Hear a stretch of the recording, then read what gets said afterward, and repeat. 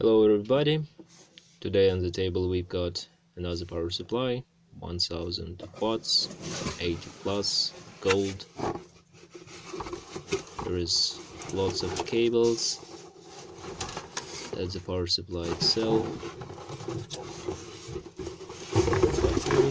which is good, and actually it is 1500 watts, so probably the box is not for this power supply. Here we see two unbroken seals, so that means we're gonna be the first inside. It is always good to be the first in everything. People like to be the first. It's in our nature. Let's try it. First, the man who brought it to me said it was powering 5 graphic cards, about 200 watts each, so in total it was almost 1000. And one day it stopped working. I turned it on and we saw that the light bulb blinked. It means that the fuse is good. Bulk capacitors was charged. Here is a tester I've got, DIY. We see the standby voltage is present. Green light is here. And the power supply is actually starting. All the indicators are glowing, 3, 5, 12 volts. Light bulbs are blinking, that means that the PFC is working. So probably we're gonna open it.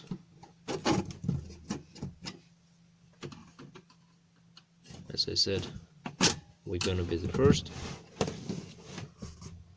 It's not an easy to open, this one. It's quite a tough one, but we'll manage it anyway. And save it, obviously.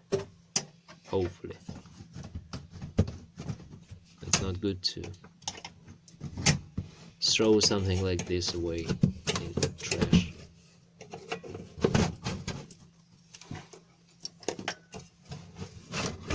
Here we go.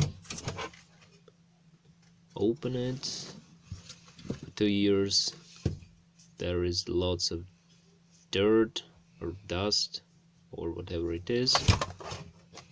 At the first glance the output capacitors looks good, which is kind of good, and I've already seen the culprit. That guy is not supposed to be there. It's supposed to be in different place. Let's grab it with tweezers, and that's not actually the full kind of guy. It's a part of a capacitor, 16 volts, 1000 micro, and now I can see where it came from. That's the body of it, and probably this is the only reason why the power supply stopped working. I don't know why it happened. Usually they just bulging up, not explode. And when I was a student at the college, we used to play with the low voltage caps. There were lots of them.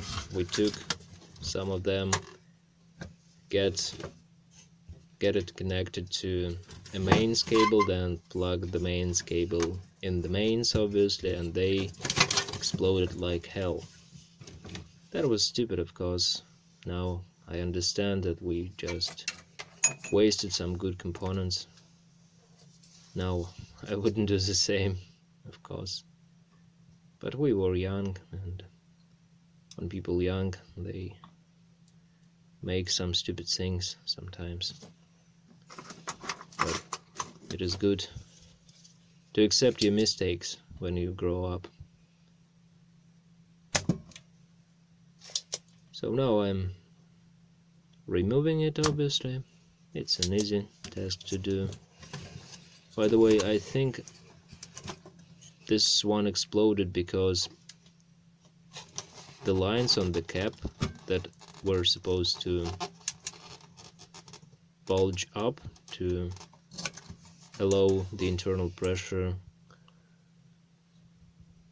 decrease didn't do the job quite well, and one minute it heated up and exploded because of internal pressure.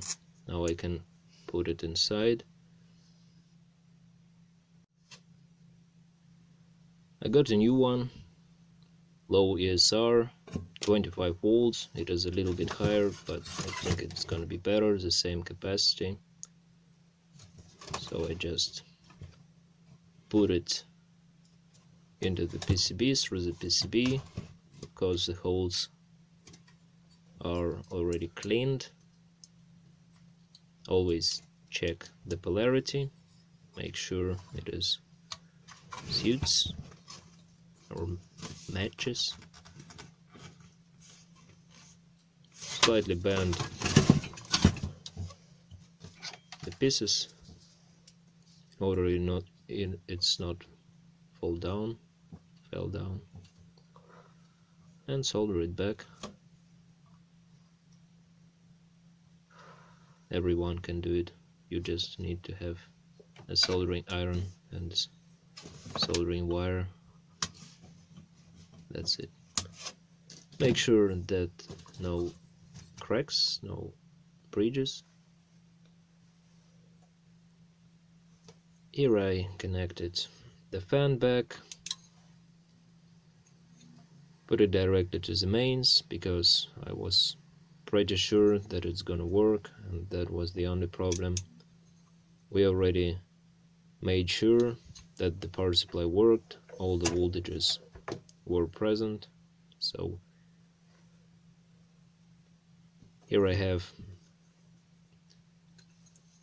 the power meter. I decided to load the main 12 volts line. There is only actually one line at the output. It is 12 volts line, and 3 volts and 5 volts are made by DC-DC converter. There is a PCB for this. So here I have 500 watts load. I can connect to it some more load, 1500 watts, but this time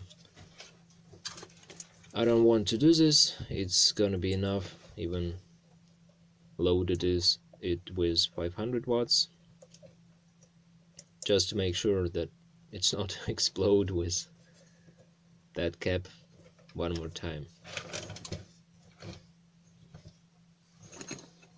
So let's put the wattage,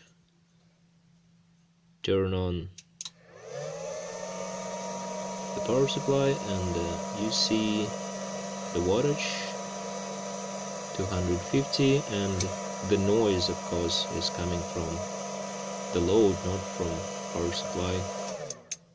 The power supply itself is quite silent. Let's take another tester where we can check power good signal, the voltages.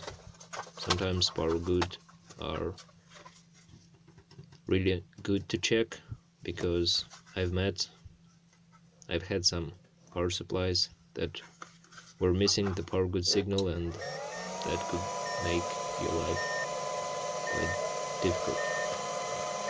Here we see the power good is present. Here we see the wattage again.